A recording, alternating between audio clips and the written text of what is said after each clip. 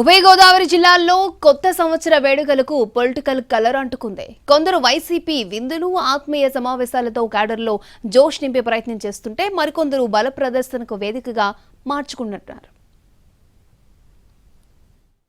అసలే ఎన్నికల సీజన్. క్యాడర్కు దగ్గర ఎందుకు ఏ చిన్న అవకాశం దొరికినా వదిలిపెట్టరు మన లీడర్లు. అలాంటిది న్యూ ఇయర్ సెలబ్రేషన్స్ ని వదిలేస్తారా? నో వే.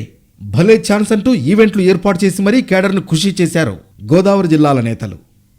జగ్గంపేట ఎమ్మెల్యే జ్యోతుల చంటిబాబు నియోజకవర్గంలో భారీ విందు ఏర్పాటు చేశారు. 4 మండలాల నుంచి క్యాడర్ వచ్చి ఆతిథ్యం స్వీకరించాలని ఆహ్వానించారు. జగ్గంపేట నుంచి వైసీపీ ఈసారి మాజీ మంత్రి తోట నరసింహంకు టికెట్ ఖరారు చేసింది. దాంతో ఆయన పాత క్యాడర్ని కొత్తగా పలకరించడానికి న్యూ ఇయర్ని వేదికగా చేసుకున్నారు.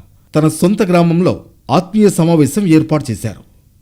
కాపు ఉద్యమ నేత ముద్రగడ పద్మనాభం కూడా ఇదే తరహాలో స్పెషల్ ఇన్విటేషన్ ఏర్పాటు చేశారు.